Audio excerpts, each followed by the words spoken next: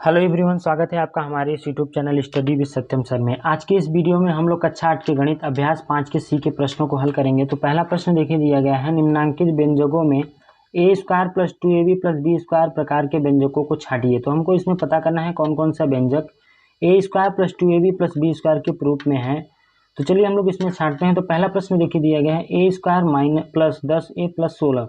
तो यहाँ पे देखिए हम लोग इसमें ए स्क्वायर, तो यहाँ पे देखिए ए स्क्वायर दिया है प्लस, इसको दो भागों में बांट लेते हैं। देखिए 2ab होता है, तो यहाँ पे देखिए 2 गुणित ए का मान देखिए ए दिया है और बी का मान, अब इसमें देखिए ए क्या बचा है 5, तो यहाँ पे बी का मान जो होगा 5 होगा, क्योंकि इसका देखिए गुणा करने पे इसके मान में परिवर्तन नहीं होना चाहिए। तो 5 दूनी के 10 आ रहा है प्लस, अब यहाँ पे देखिए 16 जो है वो 4 का स्क्वायर है। तो ये देखिए व्यंजक जो है इस प्रकार का नहीं है, ठीक है। तो ये है, लिख लेंगे यहाँ पे बहुपद जो है हमारा, यहाँ पे लिख लेते हैं नहीं है, क्योंकि यहाँ पे 4 हमको चाहिए था, 4 नहीं है 5 है। तो दूसरा प्रश्न देखिए दिया गया है, x square minus 5x plus 4। तो चलिए इसको हम लोग छांटते हैं। तो यहाँ पे देखिए चिन्ह जो है माइनस में दिया है, तो इसलिए ये जो व्यंजक है वो प्रकार का नहीं है, क्योंकि हमको तीनों जो है प्लस में चाहिए। तो ये हम लोग लिख लेंगे नहीं है, क्योंकि यहाँ पे माइनस चिन्ह होने के कारण ये नहीं है। तो चलिए तीसरा नंबर प्रश्न हल करते हैं। तीसरा नंबर देखिए दिया है, x square plus 10x plus 25। तो चलिए हम लोग इसका करते हैं रूप में। तो ये हो जाएगा एक्स स्क्वायर प्लस, अब यहाँ पे देखिए लास्ट वाले को पहले हम लोग बी स्क्वायर कर लेते हैं। तो ये 5 का स्क्वायर है। अब यहाँ पे 2ab होता है, तो चलिए इसका गुणा कर लेते हैं, 5 गुणित x गुणित 5। तो यहाँ पे देखिए 5 दूनी के 10x। तो ये जो व्यंजक है वो इस प्रकार का है। तो हम लोग यहाँ पे लिख लेंगे व्यंजक a square plus 2ab plus b square है, ठीक है। ये जो व्यंजक है वो दिया गया है। चौथा नंबर प्रश्न देखिए दिया है 49m स्क्वायर। तो 49 जो है ये 7 का स्क्वायर है, तो हम लोग यहाँ पे 7m स्क्वायर लिख लेते हैं। फिर उसके बाद ये लास्ट वाला करते हैं। लास्ट वाला देखिए 100n है, तो 100 जो है 10 का वर्ग है, तो 10 का 10n स्क्वायर हो जाएगा। तो अब यहाँ पे 2ab होता है, तो 2 गुणित a का मान देखिए 7m और b का मान 10n। अब चलिए इसका गुणा करने देखें 140 आता है कि नहीं, 7 दूनी 14 दमा 140, ये मान। तो ये भी जो व्यंजक दिया गया है वो क्या है, व्यंजक a square plus 2ab plus b square प्रकार का है। हम लोग यहाँ पे लिख लेते हैं प्रकार का है। तो पहला प्रश्न समाप्त हो गया है। चलिए दूसरा प्रश्न हल करते हैं। दूसरा प्रश्न देखिए दिया गया है, निम्नांकित व्यंजकों के गुणनखंड कीजिए। तो देखिए व्यंजक दिया गया द्विघात बहुपद है, ए स्क्वायर प्लस 2a और प्लस 1। तो यहाँ पे देखिए बहुपद का गुणनखंड कैसे होता है, यहाँ पे देखिए ये लास्ट में जो संख्या है वो 1 है। तो इसका हमको एक फैक्टर ऐसा बनाना है कि गुणा करने पे 1 आए और जोड़ने पे 2 आए। तो यहाँ पे देखिए इसका फैक्टर जो बनेगा वो बनेगा ए स्क्वायर प्लस, यहाँ पे देखिए जोड़ने पे 2 आना चाहिए, तो 1 प्लस 1। देखिए 1 में अगर हम लोग 1 का गुणा करते हैं तो 1 आएगा, और 1 में 1 जोड़ते हैं तो 2 आएगा। तो इस 2 का हम लोग गुणनखंड में बांट लिए हैं। तो चलिए दूसरी लाइन में क्या करते हैं, इसका ए का गुणा दोनों में होगा, तो ए का गुणा जब 1 में करेंगे तो ए आएगा, यहाँ भी ए का गुणा 1 में करेंगे तो 1 आएगा। अब यहाँ पे देखिए तीसरी लाइन में इन दोनों में कॉमन लिया जाता है। तो यहाँ पे देखिए कॉमन हम लोग ए कॉमन लेंगे तो ए प्लस 1 हो जाएगा। यहाँ पे देखिए ए प्लस 1 कॉमन लेंगे तो ए प्लस 1। कॉमन लेते समय ध्यान ये देना है कि दोनों कोष्टक हमारा सेम आना चाहिए। तो यहाँ पे देखिए दोनों कोष्टक सेम है, तो हम लोग इसको एक बार लिख लेते हैं, और इसके बाद जो छूटा है उसको अलग कोष्टक में लिख देते हैं। तो यहाँ पे देखिए ए प्लस 1 और ए प्लस 1, तो ये इसका गुणनखंड हो गया। तो पहला नंबर हो गया। चलिए दूसरा नंबर करते हैं।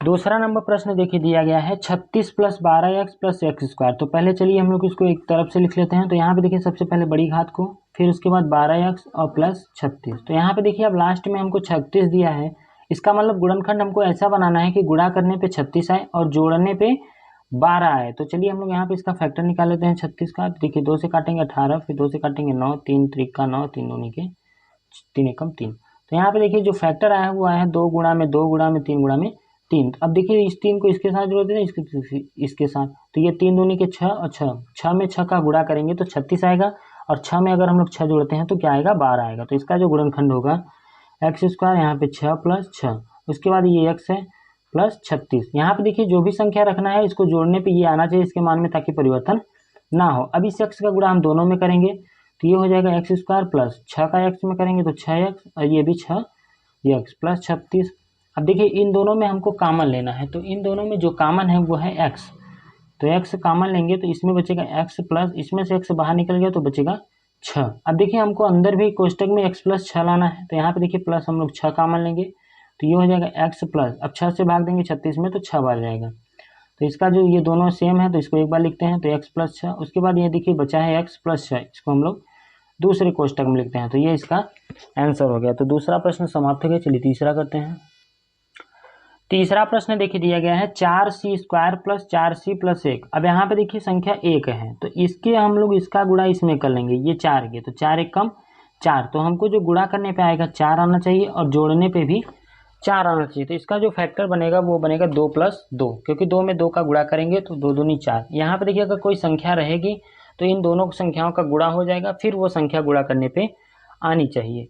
तो यहाँ पे देखिए चलिए इसका फैक्टर जो बनेगा 4c² प्लस, इसका देखिए इसकी जगह हम लिखेंगे 2 प्लस 2, उसके बाद c प्लस 1।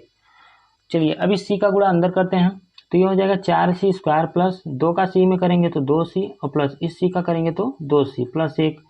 अब यहाँ पे देखिए इन दोनों में कॉमन क्या है, कॉमन जो सबसे छोटा रहता है उसी को कॉमन लिया जाता है। तो दोनों में 2 और c कॉमन है तो हम लोग यहाँ पे 2 और c कॉमन ले लेंगे। तो यहाँ पे देखिए 2 से भाग देंगे 2 और c प्लस, अब यहाँ पे देखिए 2c बाहर निकल गया तो 1 बचागा, तो हम लोग इस कोष्टक में भी यहाँ लाएंगे तो प्लस 1 कॉमन ले लिए तो 2c प्लस 1। अब यहाँ पे देखिए 2c प्लस 1 दोनों सेम है तो हम लोग एक बार लिख लेते हैं और इस 2c प्लस 1 को दूसरे कोष्टक में लिख देते हैं। तो ये इसका गुणनखंड हो गया। चलिए तीसरा प्रश्न समाप्त हो गया। चौथा करते हैं। चौथा प्रश्न देखिए दिया गया है 36x² प्लस 60x प्लस 25। अब यहाँ पे देखिए हम लोग 25 में 36 का गुणा कर लेते हैं। तो 25 में जब 36 का हम लोग यहाँ पे गुणा करेंगे तो ये आएगा 900। अब हमको फैक्टर ऐसा बनाना है कि गुणा करने पे 900 आए और जोड़ने पे 60 है। तो इसका देखिए जो फैक्टर बनेगा वो बनेगा 30 प्लस 30। तो 30 में 30 का गुणा करेंगे तो 900 आएगा, 30 में 30 जोड़ेंगे तो 60 आएगा। तो चलिए इसका फैक्टर करते हैं। तो 36x² प्लस 60 की जगह हम लोग लिखेंगे 30 प्लस 30, फिर यहाँ पे देखिए x प्लस 25। अब इसका गुणा अंदर करते हैं तो ये हो जाएगा 36x² प्लस 30 में x का गुणा करेंगे तो यहाँ पे देखिए 30x प्लस 30 में x करेंगे तो 30x प्लस 25। अब देखिए इन दोनों में जो कॉमन है वो कॉमन है 6 और x, तो हम लोग यहाँ पे 6x कॉमन ले लेंगे। तो यहाँ पे देखिए 6 के 36, तो ये 6x अंदर हो जाएगा और यहाँ पे 6 से भाग देंगे 30 में तो 5 बचेगा। x बाहर आ गया तो x नहीं लिखेंगे। चलिए अब हम लोग इसमें भी कॉमन लेते हैं। तो इसमें देखिए दोनों में 5 कॉमन है तो हम लोग प्लस 5 कॉमन ले लेते हैं। तो 5 6 के 30, यहाँ पे देखिए 6x प्लस 5। अब देखिए दोनों कोष्टक सेम आ गया है तो इसको हम लोग एक बार लिख लेंगे तो 6x प्लस 5 और दूसरे कोष्टक में लिखेंगे 6x और प्लस 5, ये जो बचा है तो 6x प्लस 5। तो ये इसका आंसर हो गया। तो चलिए 5वां नंबर करते हैं। 5वां नंबर प्रश्न देखिए दिया गया है 9x² प्लस 6x प्लस 1 का गुणनखंड निकालना है। तो देखिए इसका गुणा हम लोग इसमें कर लेते हैं तो 9 एक कम 9। तो हमको गुणनखंड ऐसा बनाना है कि गुणा करने पे 9 आए और जोड़ने पे 6 आए। तो यहाँ पे देखिए इसका जो फैक्टर बनेगा वो बनेगा 3 प्लस 3। तो चलिए इसको लिखते हैं। तो ये 9x² प्लस 3 प्लस 3 और ये x है और प्लस 1। अब इस x का गुणा अंदर करते हैं तो ये हो जाएगा 9x² प्लस 3x और प्लस 3x प्लस 1। इन दोनों में देखिए कॉमन जो है वो है कॉमन 3x, तो 3x जब हम इसमें से कॉमन ले लेंगे तो ये बचेगा 3x प्लस 1। यहाँ पे प्लस 1 कॉमन ले लेंगे तो ये बचेगा 3x प्लस 1। अब देखिए दोनों कोष्टक सेम आ गए, इसको एक बार लिखते हैं। तो 3x प्लस 1, दूसरे कोष्टक में लिखेंगे 3x प्लस 1। तो ये इसका आंसर हो गया। तो दूसरा प्रश्न समाप्त हो गया है। चलिए तीसरा प्रश्न हल करते हैं। तीसरा प्रश्न देखिए दिया गया है x² प्लस x प्लस 1/4 का गुणनखंड निकालिए। तो देखिए यहाँ पे संख्या जो दी गई है बटे में दी गई है तो हमको इसका फैक्टर बनाने में थोड़ा दिक्कत हो सकता है। तो हम लोग इसमें क्या करेंगे, बहुपद में 4 से गुणा कर देते हैं। तो 4 से गुणा करेंगे तो ये बटे वाली संख्या हट जाएगी। तो हम लोग यहाँ पे लिख लेंगे बहुपद में 4 से गुणा करने पर, तो बहुपद में हम लोग 4 से गुणा कर देते हैं। तो यहाँ पे देखिए 4 से जब हम लोग गुणा करेंगे तो इसमें 4 से गुणा करेंगे तो 4x² प्लस 4 का गुणा इसमें हो जाएगा 4x। अब यहाँ पे देखिए 1/4 में जब हम लोग 4 का गुणा करेंगे तो ये 4 से 4 कट जाएगा, आएगा 1। अब देखिए इसका चलिए गुणनखंड निकालते हैं। तो 4 एक कम 4, गुणा करने पे 4 आए और जोड़ने पे भी 4 आए। तो यहाँ पे देखिए 2 प्लस 2 बनेगा। तो चलिए इसका गुणनखंड निकालते हैं। तो ये बनेगा 4x² plus 2 plus 2 x plus 1। तो चलिए इसका अंदर गुणा करते हैं। तो 4x², 2 का x में करेंगे 2x प्लस 2x प्लस 1। यहाँ पे देखिए 2x कॉमन है तो 2x कॉमन ले लेते हैं तो ये हो गया 2x प्लस 1। फिर यहाँ पे प्लस 1 कॉमन लेंगे तो 2x प्लस 1। अब यहाँ पे देखिए 2x प्लस 1 2 बार है तो इसको एक बार लिख लेते हैं और जो बचा है उसको दूसरे कोष्टक में, तो 2x प्लस 1। तो ये इसका आंसर हो गया है। बटे में भी हम लोग कर सकते हैं। बटे में अगर कॉमन इसका फैक्टर बनाएंगे तो आएगा 1/2, क्योंकि 1/2 में 1/2 का अगर गुणा करेंगे तो चलिए हम लोग इसका साइड में भी दोनों प्रकार से कर लेते हैं। तो यहाँ पे देखिए इसका जो गुणनखंड बनेगा वो बनेगा एक्स स्क्वायर प्लस 1/2 प्लस 1/2। यहाँ पे एक्स प्लस 1/4। देखिए 1/2 में 1/2 जब जोड़ेंगे तो 1 आएगा और गुणा करेंगे तो 4 आएगा। तो दूसरे प्रकार से भी कर लेते हैं। तो ये हो गया एक्स स्क्वायर प्लस इसका गुणा इसमें करेंगे तो आएगा x/2, ये भी आएगा x/2 प्लस 1/4। अब इन दोनों में देखिए x कॉमन है तो x कॉमन लेंगे तो ये बचेगा x प्लस 1/2। और यहाँ पे देखिए 1/2 कॉमन है तो ये बचेगा x प्लस 1/2। तो यहाँ पे देखिए दोनों कोष्टक सेम है तो इसको हम लोग इस प्रकार लिख लेंगे और ये हो गया x प्लस 1/2। तो दोनों आंसर सही है, आपको जो सही लगे वो करिए। तो तीसरा प्रश्न समाप्त हो गया। चलिए चौथा प्रश्न हल करते हैं।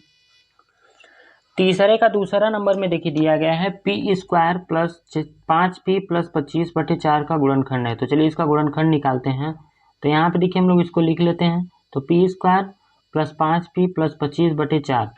अब देखिए हमको फैक्टर ऐसा बनाना है कि गुणा करने पे 25/4 आए और जोड़ने पे जो है 5/2। तो ये संख्या जो है बटे में आएगी तो इसका जो गुणनखंड बनेगा वो बचेगा 5/2। तो यहाँ पे देखिए 5/2 में अगर 5/2 का गुणा करेंगे तो आएगा 25/4 गुणा करने पे। अगर हम इसको जोड़ते हैं तो चलिए इसको जोड़ के चेक कर लेते हैं। तो यहाँ देखिए नीचे का हर सेम है तो ये 5 + 5 = 10/2। तो 2 पंचे 10 तो 5 आ रहा है, मतलब ये सही है। तो इसका फैक्टर जो बनेगा वो बनेगा पी स्क्वायर प्लस 5/2 प्लस 5/2। यहाँ पे पी हो जाएगा 25/4। अब चलिए पी का गुणा अंदर करते हैं। तो यहाँ देखिए पी स्क्वायर प्लस 5p/2 फिर प्लस 5b/2 प्लस 25/4। अब इन दोनों में देखिए कॉमन लेंगे तो दोनों में p कॉमन है तो p हम लोग बाहर निकाल लेंगे तो ये बचेगा p प्लस 5/2। और यहाँ पे हम लोग यहाँ पे 5/2 कॉमन ले लेंगे तो ये बचेगा p प्लस 5 × 5 = 25 तो 5/2। अब यहाँ पे देखिए 5/2 दोनों सेम है तो एक बार लिखते हैं। तो p प्लस 5/2 और दूसरे क्वेश्चन हो जाएगा p प्लस 5/2। तो ये इसका आंसर हो गया। अभ्यास 5 के सी के सभी प्रश्न समाप्त हो गए हैं। अगर वीडियो अच्छी लगी हो तो वीडियो को लाइक करके चैनल को सब्सक्राइब जरूर करें। चलिए मिलते हैं नेक्स्ट वीडियो में।